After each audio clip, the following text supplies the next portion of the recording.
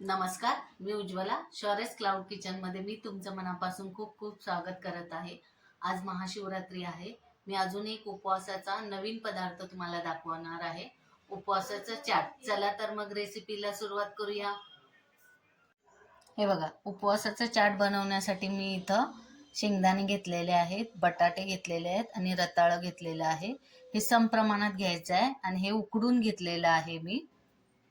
हे बघा, इथे एक कढई ठेवलेली आहे. ह्याच्यात एकच छोटा चमचा तूप घातलेला आहे. हे आता गरम झाल्यावर सगळ्यात पहिल्यांदा हे शेंगदाणे घालायचे आहेत उकडलेले. हे चांगले परतून घ्यायचे आहेत तुपात.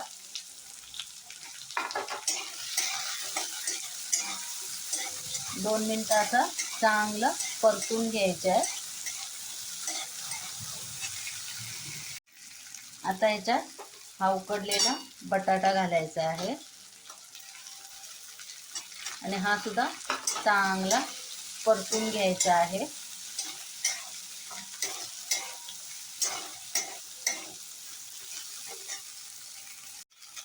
हे बघा, बटाटा परतल्यानंतर आता हे रताळं हे टाकून चांगलं परतून घ्यायचं आहे.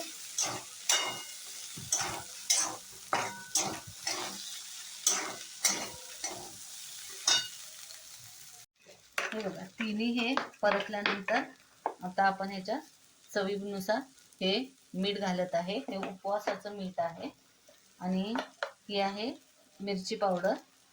ही किंचितशी घालायची आहे आणि चांगलं हलवून घ्यायचं आहे.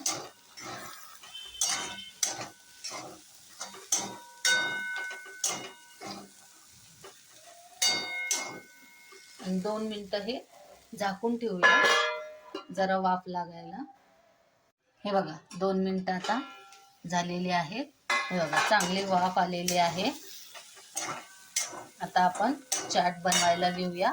हे बघा, हे असं छान असं झालेलं आहे. आता आपण प्लेटमध्ये चाट करायला घेऊया. हे बघा, हे जे आत्ता केलेलं आहे हे आपण असं घ्यायचं आहे.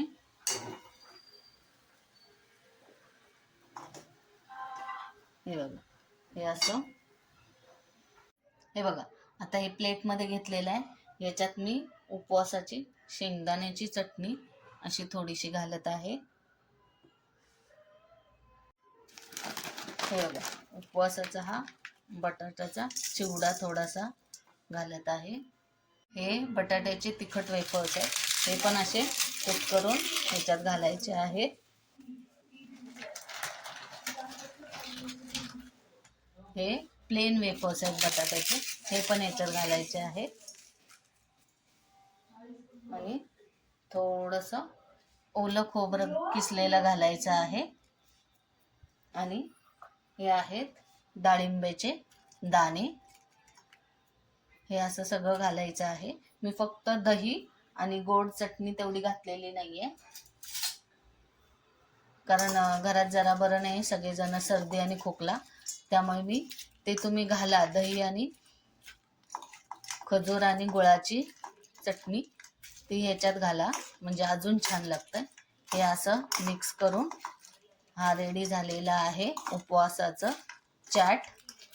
खूप अतिशय चविष्ट लागतं, खूप सुंदर चव असते याची. तर तुम्ही हे नक्की घरी करून बघा. हे बघा, सगळ्यात शेवटी हे थोडंसं मीठ असं उपवासाचं असं थोडंसं घालायचं आहे. आणि ही मिरची पावडर एकदम थोडीशी अशी भुरभुरायची आहे आणि मिक्स करून हे चाट खाण्यासाठी रेडी झालेलं आहे. हे बघा असं. आणि हे चांगलं असं मिक्स करायचं आहे. हे बघा, हे असं छान असं रेडी झालेलं आहे. या सगळ्यांनी उपवासाचं चाट खायला तुम्ही ही रेसिपी घरी करून बघा. आवडली तर मला कमेंटमध्ये नक्की कळवा. कशी वाटली माझी उपवासाच्या चाटची रेसिपी? तुम्हाला आवडली असेल तर घरी करून बघा आणि मला कमेंटमध्ये नक्की कळवा. हा व्हिडिओ शेवटपर्यंत बघितल्याबद्दल मनापासून खूप खूप धन्यवाद. हा व्हिडिओ आवडला असेल तर लाईक, शेअर आणि सबस्क्राईब करायला विसरू नका. याआधी पण ज्यांनी ज्यांनी माझ्या शौर्यस क्लाउड किचनला लाईक, शेअर आणि सबस्क्राईब केलेले आहे त्यांचे मनापासून खूप खूप धन्यवाद. अशाच नवनवीन रेसिपीज मी घेऊन येत जाईन. तर शौर्यस क्लाउड किचनला नेहमी विजिट द्या. धन्यवाद.